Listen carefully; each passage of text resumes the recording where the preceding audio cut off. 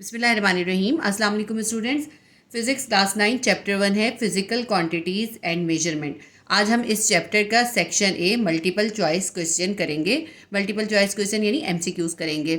MCQs number 1 है the figure 1.26 shows part of a vernier scale. What is the reading of the vernier scale. तो इसमें ये कह रहे हैं कि ये जो फिगर दी हुई है 1.26 ये वाली फिगर, देखिए हो सकता है कि ये आपको इसमें क्लियर नज़र ना आ रही हो वीडियो के अंदर। तो आप जब ये एमसीक्यूज़ करने बैठे ना इस चैप्टर के, तो ख़ास तौर पे आप अपनी बुक ज़रूर साथ में रख के करिएगा। जब आप बुक साथ में रख के करेंगे तो आपको ये पिक्चर जो है क्लियर समझ में आएगी। अब आप देखिए, मैं आपको बताती हूँ। इस चैप्टर के अंदर आपने वर्नियर कैलिपर को समझा होगा ना। वर्नियर कैलिपर के अंदर दो स्केल होते हैं, एक होता है मेन स्केल, एक होता है वर्नियर स्केल। अब ये जो ऊपर दिखाई दे रहा है ये है मेन स्केल, और ये जो आपको नीचे दिखाई दे रहा है ये है इसके अंदर वर्नियर स्केल। आपको इसके अंदर वर्नियर स्केल की रीडिंग बतानी है। वर्नियर स्केल की रीडिंग हम ऐसे नोट करते हैं कि वर्नियर स्केल के ऊपर ये जो ज़ीरो होता है, ये ज़ीरो मेन स्केल की जिस रीडिंग के साथ कॉन्साइड हो रहा होता है वो वर्नियर स्केल की रीडिंग होती है। तो हम देखेंगे ये ज़ीरो जो है मेन स्केल की रीडिंग में कहाँ पे कॉन्साइड हो रहा है। अब देखिए यहाँ पे मेन स्केल की रीडिंग पहले समझिए 6 है, और उसके बाद यहाँ पे 7 है, इनके बीच में 10 जो है स्मॉल लाइन्स हैं। तो अब इसका मतलब क्या हुआ, ये क्या हुआ 6.10, 6.20, 6.30, 6.40, 6.50, 6.60। अब ये ज़ीरो जो है 50 और 60 के बीच में है, सही है। देखिए 50 है और ये 60 है, 50 और 60 के बीच में है। तो क्या हो गया, इसको फिर से पढ़ लीजिए 6.10, 6.20, 6.30, 6.40, 6.50 और फिर 50 और 60 के बीच में का मतलब है 55 है। तो हम क्या लिखेंगे इसकी रीडिंग 6.55 सेंटीमीटर। ये ऊपर जो है सेंटीमीटर का है, इसमें लिखा हुआ है, ठीक है। तो रीडिंग आपको समझ में आई कि इसका आंसर क्या आएगा। इसका आंसर आएगा 6.55। तो एमसीक्यूज नंबर 1 का आंसर आएगा option B 6.55 centimetre. MCQs number 2 है 10 identical steel balls each of mass 27 grams are immersed in a measuring cylinder having 20 centimetre cube of water. पहले मैं आपको इसका मतलब समझा दूं। एक सिलेंडर था, उसके अंदर 20 सेंटीमीटर क्यूब वाटर था, उसके अंदर 10 स्टील की बॉल्स डाली हैं और हर एक बॉल का जो मास है वो है 27 ग्राम। अब आगे देखते हैं। The reading of water level rises to 50 centimetre. What is the density of the steel. 20 centimetre water के सिलेंडर के अंदर जब 27 ग्राम की 10 स्टील की बॉल्स डाली तो वाटर का जो लेवल था वो 50 सेंटीमीटर तक चला गया, राइज अप हो गया। तो अब आप बताइए डेंसिटी क्या होगी। इस एमसीक्यूज़ की डायग्राम ये नहीं है, ये एमसीक्यूज़ है, एक छोटा सा न्यूमेरिकल की तरह से है, इसको हमें सॉल्व करना होगा। मैंने इसकी डायग्राम बना के आपको एक्सप्लेन करा है, उससे आपको बहुत अच्छे से समझ में आ जाएगा। देखिए ये एक सिलेंडर है हमारे पास, ठीक है। इसके अंदर ये वाटर है। वाटर का वॉल्यूम कितना है, वाटर का वॉल्यूम है 20 cm3। वॉल्यूम के लिए जो है cm3 यूज़ होता है, cm3 सेंटीमीटर क्यूब। तो ये मैंने एक सिलेंडर बना दिया, इसके अंदर ये 20 cm3 का वाटर भी फिल कर दिया, और ये मैंने इसकी रीडिंग जो है 60 तक बनाई है, वरना ये ऊपर तक हो सकती है ना, ये मैंने इतना ही ड्रॉ करा है। तो इस सिलेंडर के अंदर 20 cm3 वाटर जो है पहले से मौजूद है। अब इस सिलेंडर के अंदर क्या करा, 10 आइडेंटिकल बॉल्स डाल दी। ये कितनी मैंने बॉल्स बनाई हैं, एक जैसी 10 जो है बॉलें डाल दी हैं, और सबका वेट इक्वल है। और एक बॉल का वेट कितना है 27 ग्राम, 27 ग्राम की एक बॉल है। तो जैसे ये बॉल्स इसके अंदर डाली, 10 बॉल्स जो डाली, तो देखिए वाटर का लेवल जो था यहाँ 20 से राइज अप होकर कहाँ पर आ गया, 50 तक आ गया, यहाँ तक आ गया। तो अब आपको इसकी डेंसिटी बतानी है, तो इसको हम सॉल्व करते हैं। अब देखिए इस डायग्राम से आपको ये समझ में आ गया होगा न्यूमेरिकल। सबसे पहले मास देख लेते हैं, मास कितना है। मास ऑफ 1 बॉल, पहले एक बॉल का लिखेंगे, एक बॉल का कितना है 27 ग्राम। हमारे पास बॉल्स हैं 10, तो हम निकालेंगे मास ऑफ 10 बॉल्स। 10 बॉल्स का कितना हो जाएगा, 27 को हम 10 से मल्टीप्लाई करेंगे तो 270 ग्राम्स की हमारे पास टोटल मास है। यानी इसके अंदर जितना टोटल मास डाला है वो है 270 ग्राम्स। अब हम वॉल्यूम लिख लेते हैं, वॉल्यूम कितना है। देखिए इनिशियल वॉल्यूम कितना था 20 था, और फाइनल वॉल्यूम हो गया 50। तो हमें इसका डिफरेंस निकालना होगा। तो वॉल्यूम यानी V कैसे निकालेंगे हम, फाइनल वॉल्यूम में से इनिशियल वॉल्यूम को माइनस कर देंगे। फाइनल वॉल्यूम है 50, इनिशियल वॉल्यूम था हमारा 20, तो हमारा वॉल्यूम आ जाएगा 50 माइनस 20 30 cm3। ये हमारे पास वॉल्यूम आ गया, ठीक है 30 cm3। अब हमें निकालनी है डेंसिटी। डेंसिटी फाइंड करने के लिए फॉर्मूला यूज़ होता है, density will be equals to mass divided by volume. अब आपके पास देखिए वॉल्यूम भी है और आपके पास मास भी है। इस मास को वॉल्यूम से डिवाइड कर दें, आपके पास डेंसिटी आ जाएगी। ये हमारे पास डेंसिटी है। Density will be equals to mass हमारे पास है 270 ग्राम्स। इसको हम डिवाइड करेंगे वॉल्यूम यानी 30 cm3 से। 270 को जब हमने 30 से डिवाइड करा हमारे पास आंसर आया 9। ठीक है, तो हमारे पास आंसर आता है 9 ग्राम पर cm3। ठीक है, ग्राम पर cm3। ये हमने अब MCQ सॉल्व कर लिया। इसके ऑप्शन देख लेते हैं। ऑप्शन ए है 0.90 ग्राम पर cm3 और ऑप्शन बी है 8.1 ग्राम पर cm3, ऑप्शन सी है 9 ग्राम पर cm3, ऑप्शन डी है 13.5 ग्राम पर cm3। तो इसका आंसर आएगा हमारे पास ऑप्शन सी 9.0 ग्राम पर cm3। थर्ड MCQs देखते हैं। An object of mass 100 gram is immersed in water as shown in figure 1.27। ये जो हमारे पास फिगर है 1.27, इसके अंदर कहते हैं कि 100 ग्राम का मास वाटर के अंदर जो है इमर्स्ड कर दिया है, भिगो दिया है। ये सिलेंडर है, इसके अंदर यहाँ पे 50 के लेवल तक पानी है। कितने cm3 पानी है? इसके अंदर 50 cm3 पानी है और फिर इसके अंदर 100 ग्राम का ये मास इमर्स कर दिया। तो अब देखें वाटर का लेवल कहाँ तक चला गया। इसमें रीडिंग नोट करें, 90 तक पहुँच गया। आपकी बुक के अंदर आप देखेंगे ना, आपको ये लिखे हुए नजर आएंगे 10, 20, 30, 40, 50, 60, 70, 80, 90, 100। तो 90 तक जो है वाटर लेवल चला गया। इसके आगे पढ़ते हैं। What is the density of the material from which object is made. तो ये जो इसके अंदर ऑब्जेक्ट डाली है, आपको उसकी जो है डेंसिटी फाइंड करनी है। बिल्कुल उसी तरह आप फाइंड करेंगे। आप मास को डिवाइड कर देंगे वॉल्यूम से। अब इसका वॉल्यूम आप कैसे निकालेंगे? इसका वॉल्यूम ये लिखा हुआ देखें, 50 था पहले और फिर 90 हो गया। तो आप फाइनल वॉल्यूम में से इनिशियल वॉल्यूम को माइनस कर दें। 90 में से 50 माइनस करें, कितना आ जाएगा? 40 आ जाएगा। फिर आप ये आ गया वॉल्यूम और मास कितना है? 100। MCQ नंबर 3 को मैं आपको शॉर्टली जो है सॉल्व करके दिखाती हूँ। देखें वॉल्यूम हमारे पास कितना है, पहले हमारे पास था 50 और बाद में हो गया था 90। तो हम 90 में से 50 को माइनस कर देंगे, हमारे पास वॉल्यूम आ जाएगा 40 cm3। मास कितना गिवन है? 100 ग्राम्स का मास जो है इमर्स किया है। तो डेंसिटी कैसे निकालते हैं? हम निकालते हैं मास डिवाइडेड बाय V, वॉल्यूम। तो डेंसिटी हम फाइंड कर लेंगे। मास हमारे पास है 100 और वॉल्यूम हमारे पास है 40। 100 को 40 से डिवाइड कर दें। 100 को 40 से डिवाइड करें, हमारे पास आंसर आ जाएगा 2.5 ग्राम पर cm3।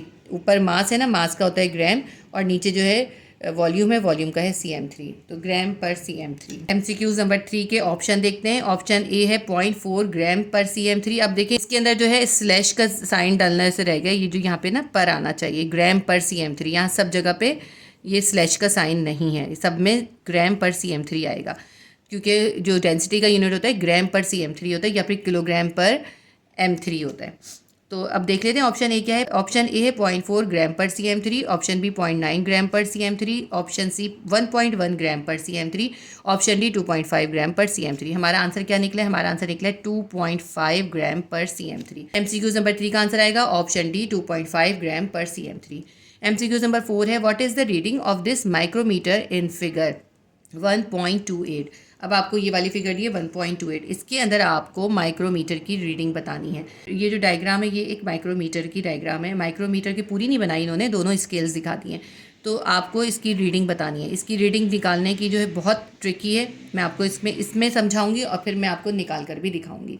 अब आपको जो है अपनी बुक को खोल के सामने रखें तो आपको यहाँ पे नजर आएगा, यहाँ पे 0 से लेके 5 तक है, यानी कि ये जो हर सिंगल लाइन है ये 1 के बराबर है। देखिए 0, 1, 2, 3, 4, 5, इसके बाद एक और आ रहा है 6, ठीक है, और उसके बाद जो है आगे जो है हाफ नज़र आ रहा है, पूरा नज़र नहीं आ रहा। इसके बाद तो 7 की लाइन होगी ना, लेकिन 7 नज़र नहीं आ रहा। इसका मतलब है 7 से पहले है, 6 और 7 के दरमियान में है। तो हम क्या करेंगे, इसको हम लेंगे 6.5। देखिए मैं दोबारा बताती हूँ, ये 0 है, 1, 2, 3, 4, 5, 6, 7 और 6 के बीच में देखें ये जो है इसकी लाइन कंसाइड हो रही है। तो इसलिए क्या लिखेंगे हम? 6.5 लिखेंगे। तो इस वाले स्केल की रीडिंग आ गई 6.5। अब इसकी रीडिंग कैसे लेंगे? इसकी रीडिंग यहाँ से देखें 5, 10, 15, 20 है ना। तो आप इसको, ये जो लाइन है इस लाइन को देखें, ये इस स्केल में किस तरफ कॉन्साइड हो रही है। तो ये लाइन जो है इधर कॉन्साइड हो रही है। मैं इसको थोड़ा सा आगे निकाल के दिखाती हूँ। देखिए यहाँ कॉन्साइड हो रही है।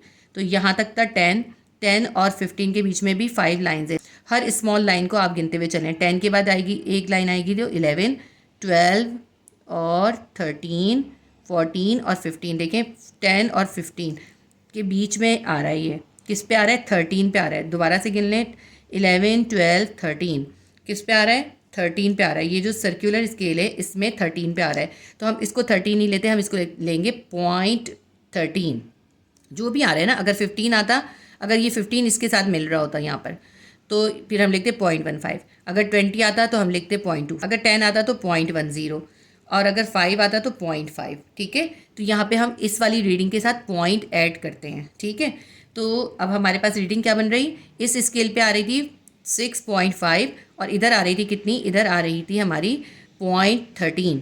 तो ये जो 6.5 है इसके अंदर ये 0.13 हम प्लस कर देंगे, तो हमारे पास टोटल रीडिंग आ जाएगी माइक्रोमीटर की। मैं आपको करके दिखाती हूँ। तो हमारे पास देखिए मेन स्केल पे रीडिंग आई थी 6.5, और जो सर्कुलर स्केल की उसके साथ रीडिंग कॉइंसाइड हो रही थी वो हो रही थी 0.13, 0.13 हो रही थी ना, 0.13। तो इस 6.5 के अंदर 0.13 को हम प्लस कर देंगे, तो यहाँ पे हम 0 और यहाँ पे 0 ऐड कर देते हैं, तो आसानी से प्लस हो जाएगा। 0 और 3 3, 5 और 1 6, और 6 में 0 प्लस करेंगे 6, 6.63। देखिए कितना आसान सा था ना, 6.63 mm। माइक्रोमीटर की जो हम रीडिंग लिखते हैं ना वो mm में लिखते हैं। MCQ नंबर 4 के ऑप्शंस देखते हैं। ऑप्शन ए है 5.43 mm, ऑप्शन बी है 6.63 mm, और ऑप्शन सी है 7.30 mm, ऑप्शन डी है 8.13 mm। हमारा आंसर निकला था 6.63 mm, तो MCQ नंबर 4 का आंसर आएगा option B 6.63 mm। MCQ number 5 है a chip wrapper is 4.5 centimetre long and 5.9 centimetre wide. एक चिप्स का रैपर है वो 4.5 सेंटीमीटर लंबा है और 5.9 सेंटीमीटर चौड़ा है। Its area up to significant figure will be. आपको इसका एरिया बताना है। एरिया बहुत आसान होता है। एरिया किसके बराबर होता है, area is equals to length multiply by breadth. ये हमारे पास लेंथ है और ये हमारे पास ब्रेथ है, तो आप इस लेंथ को इस ब्रेथ से मल्टीप्लाई कर दें। 4.5 मल्टीप्लाई बाय 5.9 कर दें तो आपके पास एरिया आ जाएगा। 4.5 multiply by 5.9 will be equals to 26.55। तो MCQ नंबर 5 का आंसर क्या आएगा, option C 26.55 centimetre square. Area के साथ जो होता है ना हमेशा स्क्वायर आता है और वॉल्यूम के साथ हमेशा क्यूब आता है, तो एरिया के साथ क्या आएगा 26.55 सेंटीमीटर स्क्वायर। MCQ नंबर 6 है a world wide system of measurement in which the unit of base quantities were introduce is called. Measurements का वर्ल्ड वाइड सिस्टम जिसके अंदर बेस क्वांटिटीज इंट्रोड्यूस कराई गई क्या कहलाता है। ऑप्शन ए है प्रीफिक्सेस, ऑप्शन बी है international system of units, option C है हेक्साडेसिमल सिस्टम, ऑप्शन डी है नन ऑफ अबव। इसका आंसर आएगा option B international system of unit. MCQ number 7 है all accurately known digit and first doubtful digit in an expression are known as. किसी भी expression के अंदर जो accurate known digit होते हैं या फर्स्ट डाउटफुल डिजिट होते हैं वो क्या कहलाते हैं। ये जो है ना सिग्निफिकेंट फिगर की डेफिनेशन है, तो इसका आंसर जो है डेफिनेटली सिग्निफिकेंट फिगर ही आएगा। तो ऑप्शन ए है non significant figure, option B है सिग्निफिकेंट फिगर्स, ऑप्शन सी है एस्टिमेटेड फिगर्स, ऑप्शन डी है क्रॉस्ड फिगर। MCQ नंबर 7 का आंसर आएगा option B significant figure. Significant figure की जो डेफिनेशन आप याद करते हैं ना वो यही डेफिनेशन याद करते हैं। MCQ नंबर 8 है if zero lines of vernier scale coincides with zero of main scale then zero error is. देखिए अगर वर्नियर स्केल को आप जो है बगैर कोई चीज़ रखे बंद कर दें, क्लोज करें, तो उसका जो वर्नियर स्केल है और उसका जो मेन स्केल है अगर उनके ज़ीरो आपस में कोइंसाइड्स हो रहे हों यानी मिल रहे हों तो फिर उनके अंदर कोई ज़ीरो एरर नहीं होता। हम कहते हैं ज़ीरो एरर इसके अंदर नहीं है। ठीक है, तो ज़ीरो एरर क्या होगा, उसके अंदर ज़ीरो होगा। तो इसके अंदर हमें यही कंडीशन दी गई है कि एक वर्नियर स्केल है और उसके वर्नियर स्केल का ज़ीरो और मेन स्केल का ज़ीरो आपस में कॉन्साइड कर रहे हैं, तो उसके अंदर कौन सा एरर होगा हमें ये बताना है। तो ऑप्शन ए है पॉजिटिव, ऑप्शन बी है ज़ीरो, ऑप्शन सी है नेगेटिव, ऑप्शन डी है 1। तो इसके अंदर कोई एरर नहीं होगा, तो कौन सा एरर होगा, ज़ीरो होगा। तो हम ऑप्शन बी लगाएंगे ज़ीरो। ठीक है, और अगर इसका कॉन्साइड नहीं कर रहे होते तो फिर इसके अंदर पॉजिटिव ज़ीरो एरर और नेगेटिव ज़ीरो एरर होता है। इसके अंदर कोई ज़ीरो एरर नहीं है, ना नेगेटिव है ना पॉजिटिव है ना ही 1 है, तो ज़ीरो के लिए ज़ीरो लिख देंगे। कोई एरर नहीं है इसलिए हम लिखेंगे option B zero. MCQ number 9 है zero error of the instrument is.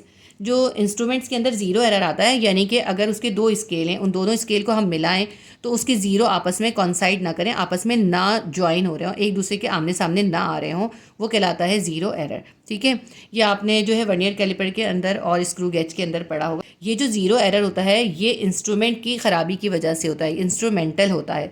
तो ऐसे एरर जो किसी इंस्ट्रूमेंट के मेल फंक्शनिंग की वजह से हो, उनकी ख़राबी की वजह से हो, वो कहलाते हैं सिस्टमेटिक एरर। तो ये जो ज़ीरो एरर होता है इंस्ट्रूमेंट्स के अंदर, ये कैसा एरर होता है? ये होता है सिस्टमेटिक एरर। अब इसके मैं आपको ऑप्शंस बता देती हूँ। ऑप्शन ए है सिस्टमेटिक एरर, ऑप्शन बी है ह्यूमन एरर, ऑप्शन सी है रैंडम एरर, ऑप्शन डी है क्लासिफाइड एरर। तो ये जो एरर है इंस्ट्रूमेंट की ख़राबी से जो एरर होता है, ज़ीरो एरर जो है इंस्ट्रूमेंट की ख़राबी से होता है, और इंस्ट्रूमेंट की ख़राबी से जो एरर होता है वो होता है सिस्टमेटिक एरर। तो MCQ नंबर 9 का आंसर आएगा option A systematic error. MCQ number 10 है length, mass, electric current, time, intensity of light and amount of substances are the examples of. इन्होंने हमें इसमें कुछ क्वांटिटीज़ दी हैं मुख्तलिफ, जिसमें है लेंथ है, मास है, इलेक्ट्रिक करंट है, टाइम है, इंटेंसिटी ऑफ लाइट है और अमाउंट ऑफ सब्सटेंसेज है।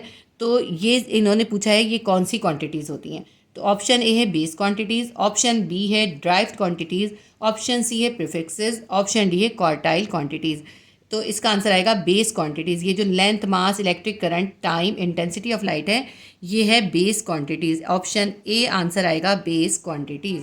MCQ नंबर 10 का आंसर होगा ऑप्शन ए बेस क्वांटिटीज़। तो हमारे चैप्टर 1 का MCQ का सेक्शन ए कंप्लीट हो गया। इंशाल्लाह ताला मैं आपको नेक्स्ट वीडियो के अंदर सेक्शन बी भी करवाऊंगी। मैं आपको तमाम चैप्टर्स के तमाम इंपॉर्टेंट क्वेश्चन, इंपॉर्टेंट डेरिवेशंस और न्यूमेरिकल्स भी करवाऊंगी। तो आप बेल आइकॉन को क्लिक कर लें ताकि जैसे ही मैं नई वीडियो अपलोड करूं तो आपको नोटिफिकेशन मिल जाए। अल्लाह हाफिज़।